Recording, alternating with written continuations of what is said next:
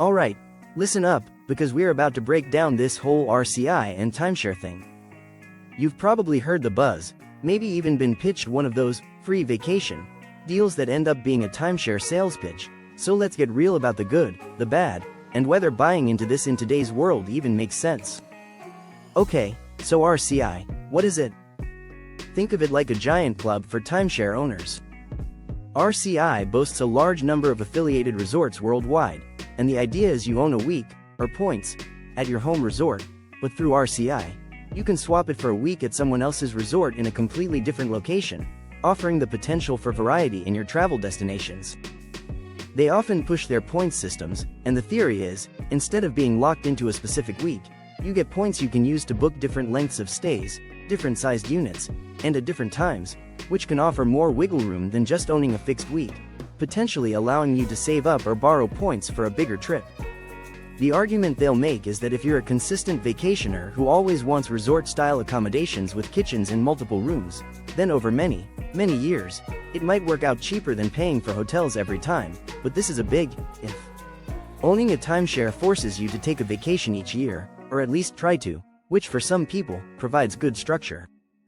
Timeshare resorts often have nice amenities like pools, activities for kids, and sometimes even full-blown entertainment, potentially offering a step up from a basic hotel. RCI also has a travel program where you can use your membership to book other travel stuff like hotels, flights, and cars, sometimes claiming to offer better deals. Furthermore, RCI has a rating system, and their Gold Crown resorts are supposed to be the highest quality in terms of accommodations, amenities, and service. Now for the bad, where the wheels can fall off, and a big one is the fees, as you're not just paying for the initial timeshare. RCI charges annual membership fees on top of your resort's maintenance fees, and every time you actually exchange your week or points for a different resort, they hit you with an exchange fee. Plus there can be other sneaky fees for things like combining deposits or extending points, which adds up fast. Just because a resort is in the RCI network doesn't mean you can actually get a booking there when you want to go, as popular destinations and peak seasons are often booked solid, potentially requiring you to be super flexible with your dates and locations. The value of your deposited week or points isn't fixed, and if your home resort isn't super desirable or you're trying to travel during a high demand time, your trading power might be low, meaning you have fewer exchange options or have to pay extra.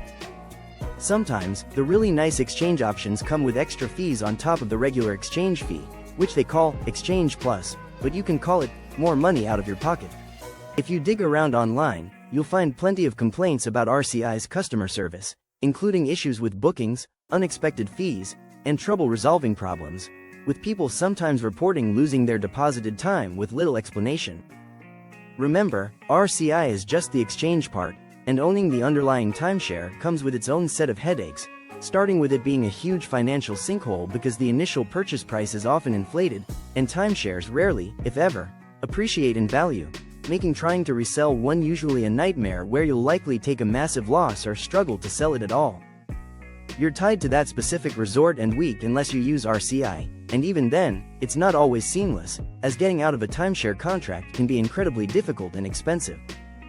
The annual maintenance fees are mandatory, they go up over time, and you have to pay them even if you don't use your timeshare that year, easily topping $1,000 annually. Unfortunately, the timeshare industry, both in sales and resales, is ripe with scams, and your ownership might come with blackout periods when you can't even use your home resort. So, is buying a timeshare in 2025 a smart move? Honestly, for most people, probably not.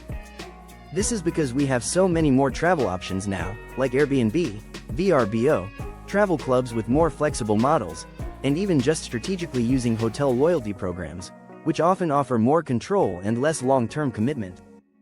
Furthermore, the resale market is flooded, so if you really want a timeshare, you can often pick one up for pennies on the dollar, but even then, you're still stuck with those ongoing fees. Finally, the timeshare industry doesn't always have the best reputation for transparency in its sales practices and fee structures. Before you even think about buying a timeshare and relying on RCI for flexibility, ask yourself some serious questions. Are you absolutely certain you'll vacation regularly for the next decade, or more? Are you comfortable with potentially significant and increasing annual fees? Are you okay with not always getting your first choice of destination or travel dates? Have you thoroughly researched the specific timeshare company and resort, and read the contract with a fine-tooth comb, preferably with a lawyer? Have you considered all the other, more flexible travel options available today?